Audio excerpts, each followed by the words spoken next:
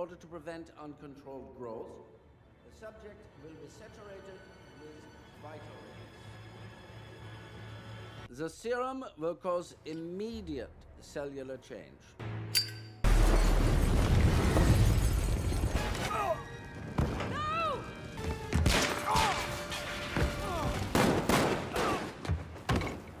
Get in there! He caught me! Eyes on me. Focus on me. Stark, you go in! What? Are you crazy? I push the buttons. To do this now, or we lose the project. We won't get another shot at this. Hang on. I'll be right back. I'm not going anywhere. We're gonna lose everything. It has to be now. Do you know how much this costs? Howard, get ready. Agent Carter. What are you doing? Stark, don't do this. Agent Carter, what are you doing? This is our only chance. Now!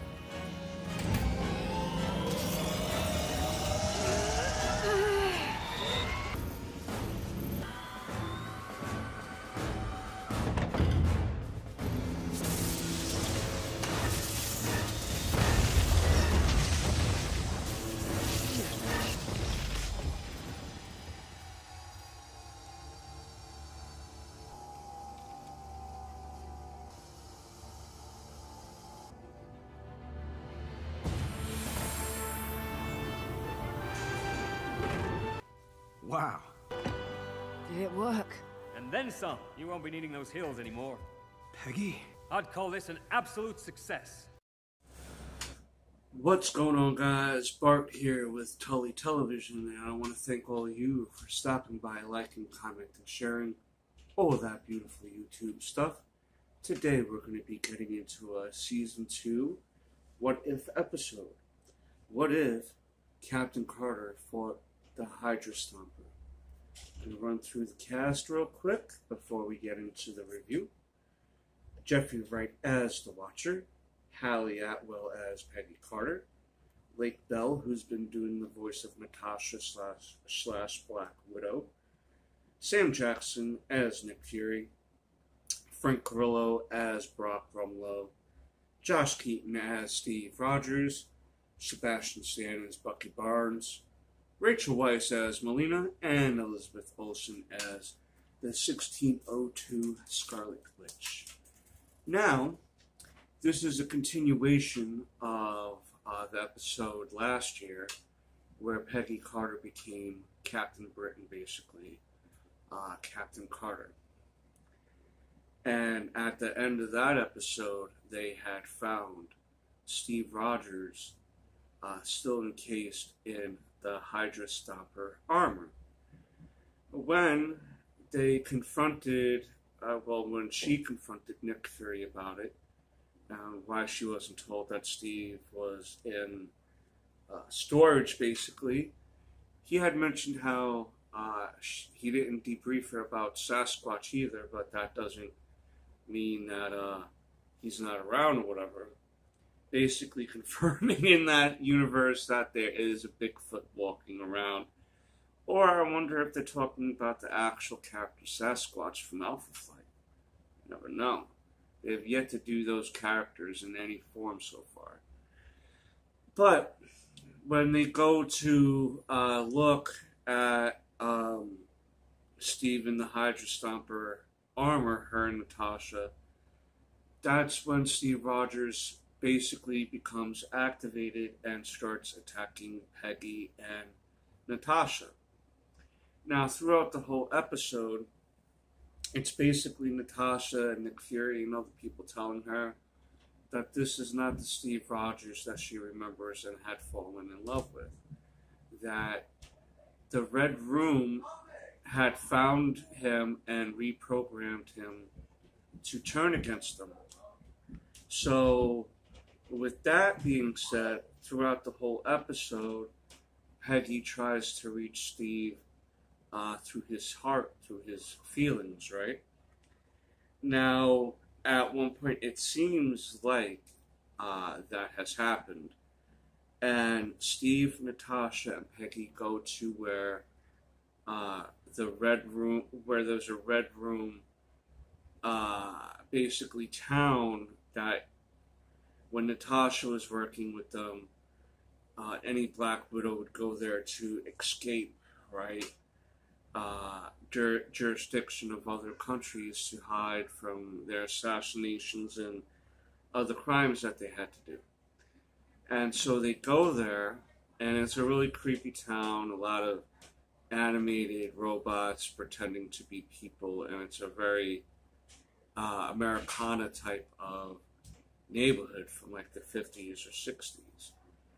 And while they're there, that's when Steve reveals himself to be still working with the Red Room, because Melina, Black Widow's mother, so to speak, who's now in charge of the Red Room, had sent Steve there because of her fascination with Captain Carter, and basically to bring Black Widow back in too as a supplemental win, so to speak. And that's when the final battle occurs. Steve Rogers, near the end, realizes that this is not what he wants. He's realizing that he's trying to fight the program, and sacrifices himself one more time to save Peggy and the world.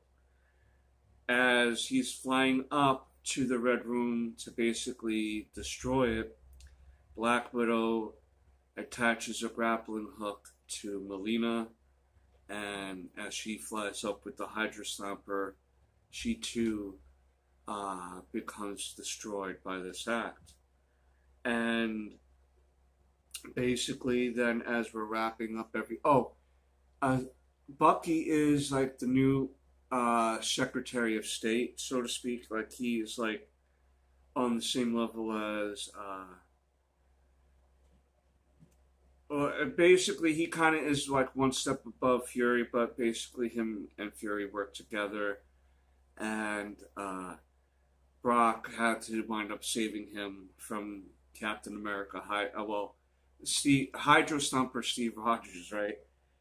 Which was an interesting thing because this was kind of a take on Steve Rogers trying to save Bucky, who was programmed by Hydra, and the roles were a little reversed in that regards. But I'm really impressed with besides the animation of this show, you see the Watcher progressively showing himself more and more each episode. And I understand not being able to bring back Robert Downey Jr. or Chris Evans as the voices of their iconic characters, because that would probably eat so much of the budget, it would be ridiculous, and then take away from the story, so to speak, or the polishedness of the animation. But I really like how they try to bring back a lot of voice actors for their roles. The only other one who hasn't come back yet, I noticed, is Scarlett Johansson. But I don't think that she'll ever really come back to the MCU at this point. It would have to really be something big, and her willingness to forgive the MCU and Disney for the Black Widow movie shenanigans would have to be laid to rest, so to speak.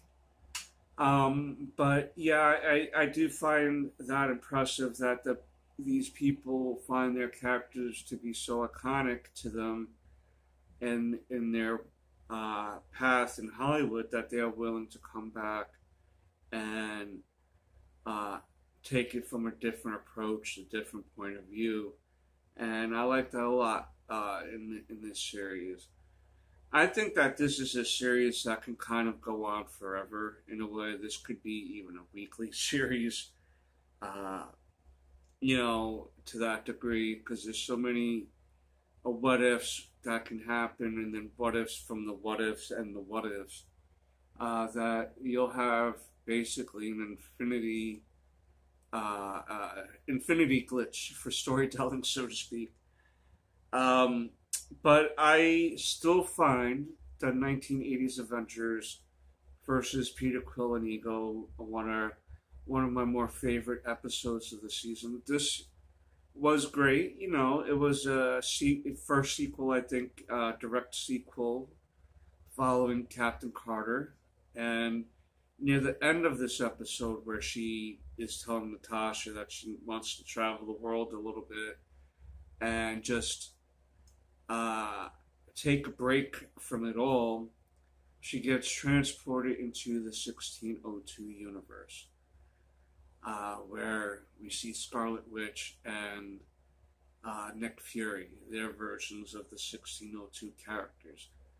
And we'll eventually see that, I'm assuming, in the next few episodes, but the next episode is surrounding the new character that they made, a woman from the Mohawk Indian tribe who gains the power of the Tesseract and changes how the new world is mapped out.